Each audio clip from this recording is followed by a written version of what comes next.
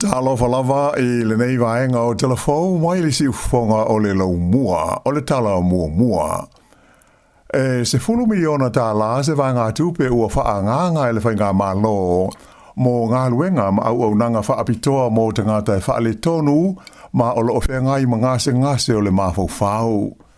Sa whailo mai ele minsta le soifua maloloina o le mawhau o Matt Doozy e whapea o se vaenga tele o le seleni o le awhaatino ai ngā luenga tau whisota inga I telefoni ma tina e ai le to mai whaafolinga po o le AI e whaau ngā ia au nanga whaapitoa. O le a mawai e le whaalapuputonga o le Lifeline, whaapele Youthline ma le whakarongo rau I ani vanga tupe mo le whaatino ina o lātou au nanga. Whaalia le minsta e matua tau o tele au nanga nei o le telehealth ai mai se le whaanga ina o le leina telefoni mo se soane e whaatala noi nai mana o ngā whaapitoa o tangata. Ta ua foi le minsta o le mautinoa o lo iais tangata e mawhai ona tala noa hatu iai o se laasanga tau o tele lea mo e fia maua lea I tu a inga o soane I o lātou mawhatianga o whenga iai. O le au nanga le Lifeline e pei o na silofia sa whaawaina le tausanga I tasi iwa o no wha. Stasi le nei o nanga I longa I le tono New Zealand. E langarango ina tangata iai whaale tonu o lātou mawhau. Mai ua owa le se furu tausanga, lātou te le o maua se soani mai le malo mo lātou ngā luenga. O ke taupo le tausanga taruai lea na whaelo mai ai whalawa I tele e le Lifeline. Pe o le ale mawhai o na lātou to e talia ia ni telefoni le pō. Ma lātou tālo sanga I naise soani tau tupe mai le malo mo le whaawa wina o le lātou au nanga. Whaelo mai le minsta, e tasi tesi ma le 2 miliona Tala ia le vanga tupe o le a maua e le Lifeline mai le seleni e pei o na wha matuu watu matu ina mai e le māloi lana soani. O le whaalapuputonga le Youthline e 2 miliona Tala le lātou tupe o le a mawai,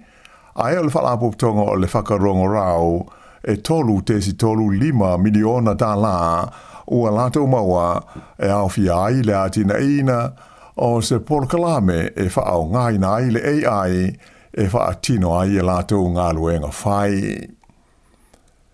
E le te tau o na popole New Zealand pe a whai e manatu le malo saina o se ngai o inga tau whaau so lona avea masui awai o le whenga inga e avea ai le Pasifika ma vasa o le file mu.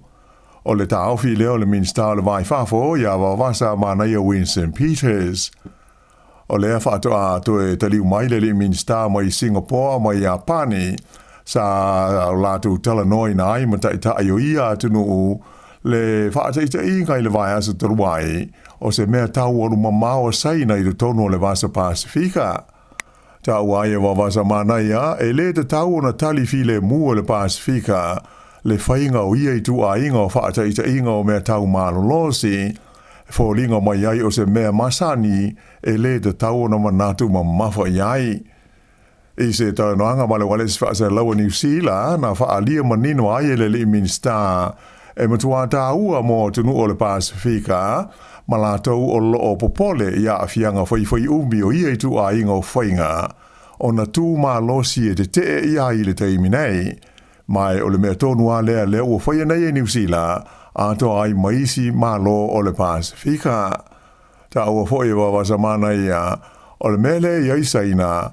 e whaia le me mana o iai, a whaia tua ua sao, o na whapelea, e te tau na whaawau o lo o le lei, ai a whaia iai nisi e whaatau te iai, o na mawhailea o na iai se sui ngai le lumanai, awa a whai e le ai ia nisi e te iai e mautinoa le sanga whaia pēa o ia I tu a inga o ngai o inga e awhi ai ia le whaia o whaateita inga o mea tau marolosi whaatonu alu mamao ia e ta ua o ballistic missiles. Sa whaamania mai fo e wawasa mana ia Winston Peters I la sungo fua o lea ua amata tala noanga le malo New Zealand ma le malo Australia wha pe ai le malo Fiji e winga I le fia o fia atu o New Zealand e avea mo sui au ai o le whenga ingo le file mu o le Pasifika, le Pacific Ocean Alliance, le ana sei nia le vao Australia mo Fiji, i le aso tonu le ana whaiai le whaata i te inga, o le mea tau oru mamao sai na i le vai aso na te anei. Sa ilonga ona pa le tūlanga o he whaataua inga o sea i maketi o he whaataua inga i Asia i le asonga fua, ina ua toe vevela whetaua inga i le vao Amerika ma Iran. E le ngata ua toe tāpuni ai le vai nuu i Hormuz, ai ua toe sitia māwarunga ai le tau o le suahuu, le ua lamatia ai le tau o le soifuanga i le te leo malo mātunu o le lalolangi. O le suahuu e ngoa o le Brent crude, na whaaopopo le tolu te si tolu pasene i lona tau, tu lai mai ai le fitus furuvalu, tā lali ma se furu sene i le paelo e tāsi, sa fitu se furu tā la se furu wha sene na iai mua. Ai o le suau a Amerika le US crude, le ana si itia le tolu te si ma le wha pasene, wa oi nei i le fitus furu tolu te si valu tolu pe fitus furu tolu tā la, valus furu tolu sene i le paelo. Whaelo mai fwoi le malo Amerika, e tu sa ma le lua se fulu la whae o waa o loa sa fiso sone i ai manuao e wha whiau e se mai ma le vai nua Hormuz i le tono le lua se fulu whae tu la mua atu. Whae ungo le vai aso truai le na ripote mai ai le whaio nios whainga le fitafita Iran e wha sanga tawane i atu nuu e pei o Qatar ma le UAE, le United Arab Emirates, ia o loo whaamautu iai fitafita Amerika, i le taimi o loo whaiai fo i nios whainga a le military Amerika e whaasanga ia Iran. O ia whitaua inga le vau i tu e lua, ma fua i le whemalanga inga o waa o loa wha le vau ma lo, i le whangaloa Perisia, ai maise a le vai nuu i Hormuz. Na wha sila mai le Palestine Amerika ia Donald Trump i le sai whapea, o lea o loo da tala le vai nuu i Hormuz mo fe malanga inga masani a waa o loa, e ui ina sa mua whaia se whaase le launga le malo Iran e whapea, ua lātou toe tāpunia le Strait of Hormuz, ina ua uma o na lātou os whaia se waa o loa sa uia le vai nuu. O le toe whaatitele ai os whainga nei, ua whesilingi ai leo ngā o se murienga le tu mau, le ana seinia i le vao Amerika ma Iran i le masina na tenei, i le wha moe e toe te talai nai le vai nui Hormuz ma wha umai ma le taua. Ua lipatia mai, le o atu i le lua i tū la o wha atalitali ni ngase sa au ina atu e ta amale le whale mai po ambulances mo se foma ai i le whale mai tele i Palmerston North i le asonga fuan nafi. Whaamania mai lea tūlanga le pūlenga le St. John Ambulance, le ana o lātou ta ua le whenga iai o lātou ta male, ma whaafita uli i le tuai leo na maua ni whomai mō ngase na avatu i ai. O le mafuanga, ona o le matua i pisi lava o le vaenga o le emergency i le teimi le nei o le tau malulu. Whaali ai le St. John, o lo whaia tūlanga umai le lātou au whainga luenga, e mauti no ai le vai le leo ngase se uma e whaatalitali ai le avano se fo mai.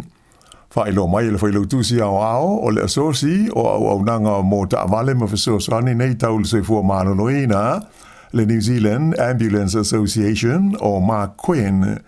E manina o ia le tūlanga pisi o le ED le whale mai o Palmerston North le mafua ai o na tuai ona ave se ngase mai de tono ambulances ma tu inatu i le vai ngā fo mai. O le tūlanga e pei ona tā ua le whailo tusi o se whaafita uli o mai tau wina le whaatetele ina pēr o le tutu ai leo ta male po ambulances e whaatelitali le taimi e mau ai se fo mai mo se ngase na o lātou amatu i le ET o le whare mai. Na ia tā ua fo i o nisi ngase e o tu lava i le tai lua i tu la le umi o whaatelitali pēr mai o se tūlanga e a whaina ai le tali atu o nei ta wale e le whale mai mo nisi tangata e mo o mia ia se wheso soani. Whaalia fo i Mark Quinn o le whaafita uli e le na o le ED le whale mai Palmerston North o loo a fia ai. Ai whape fo i ona mori mawina i isi whale mai te tele e pei o kala e stete, wa pe le waikato a toa ai ma au ki lani, e wha au popo i aile tūlanga o le sunga fua, e pei o se a so pisi te lelea i au nanga wha le soi fua mānono ina, i le taimi le nei o le tau mālo lupo o le winter. Ua mai tau ina le iai o se a fianga i le tau o mea tau mawha i whale o loa ma supermarketi, ona o le tau o i se sa e tūru tonu e pei o na manatu ai mua. Whailo mai le kompania le Informatrix o le fasilitele i le taimi nei,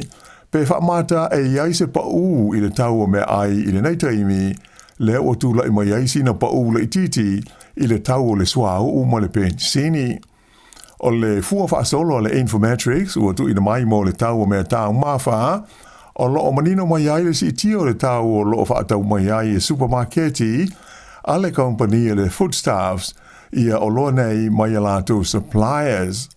Whaali ai le whaatonu o Brad Olson, sa iai se si tanga e lua tesi ma le tasi % nei le tau o mea tau mawha, mai sa mai ta wina foi, o le tele la voisi vaenga sa whapena foi ona si tia le tau i le tonu o le tonu masina ua mawai. Na ia whaali foi o le mafuanga utu la voisi tanga nei ona o le tau ai Iran. Mai o mai le masina o Iuni o le tausanga le nei, luono, ua o i le whaalima, le a whaai o si tanga wha le masina i le tau nisi o i tu a ingo o loa, mo le whafonga tau mawha, tanu mai le tausanga i lua awhi se furu ma le walu. Na ta o foi whapea, e na o le awha o le si tanga i le tau o me ai i a Iuni, na wafua ona o le si tia o le tau o sua o mo pensini, o se tulanga e atangi ai isi mafuanga i le taunga tau nisi o loa.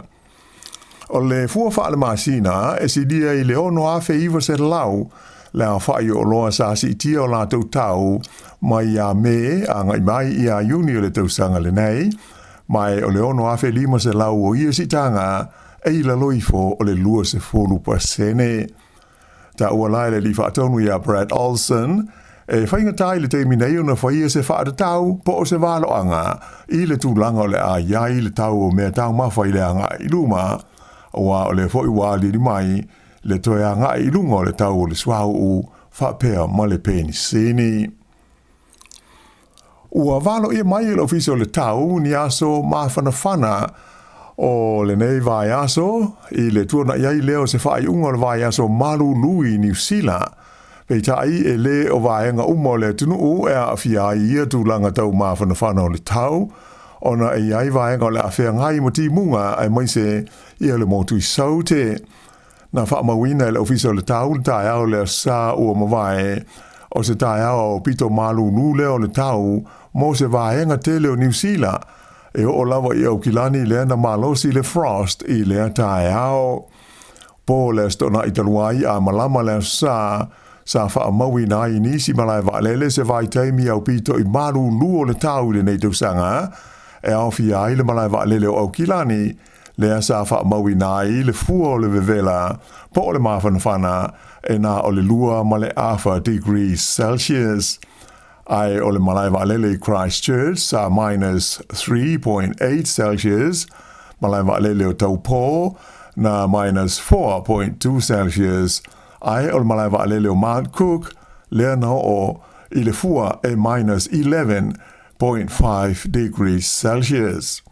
Ai o le malu lua pito mawai, na wha mawina lea i le waitu loto o Lake Tekapo, lea na tu lai mai e minus 12.5 degrees Celsius, i le o ngā tonu la o le motu i matu, na wha mawinai i vaenga maulunga i le fua e minus 6.2 degrees Celsius. O le nei vai aso fau o lo o walo i mai le ia i savili mai matu i sifo, mai o le atau whio lolo ai tu langa o le malulu. O Christchurch o lo walo ia le ono o i le 45 degrees Celsius, le fua o le mawhanawhana i le so, ai o Napier, Hastings, ma whanganui, e o i le 45 degrees i le aso lulu. Ua tu ina mai se la pata inga mo ti munga mamawhaia a fia ia tu maunga o le Westland Ranges, whapea ma la pata inga mo matangi malolosi, mo vaenga maulunga o le tu malo Canterbury i le so. Ua whaapa ui lalo e le kompania le Fonterra le tau fuafuaina mo lana susu I le tausanga lua ono lua fitu e mahua I le alu I lalo le tau o le susu I fe whaataua inga o le susu o le laulangi le Global Dairy Trade Auction. Whailo mai le Fonterra o le taupa ua whaatulgaina mo le la tau susu ua fuafuaina le I iwa Tala 25 sene I le kilo mo le vaenga leta ua o meo milk solids ai o se vaenga fau mai le valu tala anga I le se fulu tala 5 sene I le kilo o se pau lea pe a fua I le fuanga mua na iai iwa tala 5 sene I le kilo mo le masina o me ai valu tala anga I le se fulu tasi I le kilo ia isi vaenga o le susu le sa tula mai I le iwa tala onu se fulu sene e le o iai se swinga I le fuafuanga I le tau na o atu I le iwa tala onu se fulu sene anga I le iwa tala valu se fulu sene I le kilo ia le tau o le susu I le tausanga I lua o lua lima lua ono pei ona whaanga solo nei. Ta o mai le whaatono o le Fonterra ia Richard Allen o le nei swinga mo le tau o le susu I le tausanga o lumana nei e atangi ai le tūlanga whaititia o le mana o pio le fo I tau mawha I maketi whaale wā o mā lo. I le laulangi whafo ua lipatia mai le sidi atu I le se furu wafe le au whainga o tangata na whanolo latu soifua I atu nuu SS I Europa ona o tūlanga vevelo le ea na awhi ai le vaenga o le kilope I le masina o Iuni na mawai atu nei. O le tau whai ui unga o Iuni le asa aufiti ai le tūlangi C4 Europa I se vaenga lo tele o winga vevelo le ea po o se heatwave mai sa I longa ona matua mawhati ai le tele o tunuu whaalie whapea o le vaenga tele o la tau na whano ai le soifua e siri atu I le iwa awhele a whai o tangata mātutua ia mai le ono 5 tausanga a ngai I lunga ia tausanga o lo la tau soifua o le vevelo le ea e mawhai na awhi ai le soifua o se tangata e awala I le heat stroke ia mawha te tele ai ngase o le whatu mawha le tonu ai male manawa ai mai se lava o tangata mātua. O le vao le aso luas fulua ma le aso luas fulvalu I Iuni le asa mai tau inai le matua wha te tele ai o mawhatianga o Europa ona o le vevela o le ea male se manga ai mai se ai lava o tunu e pei o falani peretania whapea ma se pānia maisi. Ua maliu le li whaiti whangalawi loa o New Zealand o Sam Neill e tu sai o se whaase launga alo ia o whaia I lunga o fesota inga tele wawawe a lona a inga. O lo ta wai le maliu whaafo sei o le nei ali I se whale mai I le ai o Sydney I Australia I le asonga fua sfultolu I ulai a o whaatasi ai lona a inga. I se whaau wha mai se mo le a inga mai le palimia ia Christopher Luxon na ia ta'uai o Sam Neill o se tasi o takata I longa o New Zealand ai mai se a ilana matata o le whaitifanga pei ona tele a te tifanga na autu I ai. E tele isi wha mai senga o whaia mo le ainga e nisi o tai o New Zealand au fi ai Jacinda Ardern le sa ave te ruai ma palemia le na ia ta'ua na o la whailai ma Sam Neill I nai vai aso taluai nei. E lenga teilea ai ufa pe foi ona mai te wina le tele o alofaanga ma wha mai senga mai isi tangata whaiti whanga I longa o le laulangi ai wha pe ma wha la tonga la tau te fausia te tifanga mo le ainga o Sam Neill o le nei li isa umisa taimi o whengai ma tonga fitinga o le ngase o le kanesa. Ua lipotia mai le vevela I o tāpenanga a le auta alo le All Blacks e le ngata mo le ta'alonga I le astona I a saunei ma aialani ai o le sauninga mo le malanga ta'amilo I a whelika I saute. Ua te tolu vai aso na whaailoa mai le whai a ongaulu I a Dave Rennie o le lisi o tamata alo le a filifilia mo le malanga I a whelika I saute. O le ua wha maonia mai Rennie e mautinola va o le a le avanoa I a le li o Scott Barrett mo le malanga le a whelika I saute Ona o se whale tonu o lo a whai na ilo na tua ai e ono mawhai o na malanga leisi loka o Fabian Holland e sui tūlanga ai o lo o manua fo i lea li i a ena whaali e reni e te lele awa noa e ono anuai o ia i Awhelika pe a whai e solo le lei pea na porkalame matonga fitinga o lo o wheanga iai. Lipotia mai fo i le toe whaatasiatu o le li o Rico Ioane i le tongala wapia le All Blacks i au kilani le vaia so nei a o lumana iai lo na tolu o la tu ta longa whaitau wina o le nei tau sanga o Rico Ioane e le ila vea i le lisi o le All Blacks mua Dave Rennie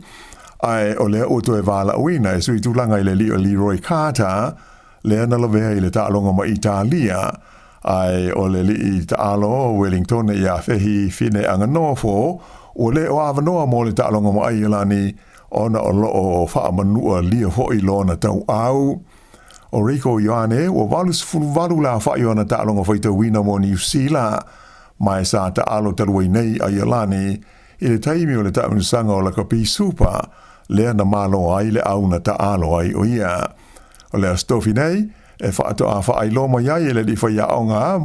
ma le pūlenga le olpeleki ia le au o le awhidfilia mo le ta alonga ma a Iolani, i le asa tōnai i au kilani. Whai unga le nao telefou.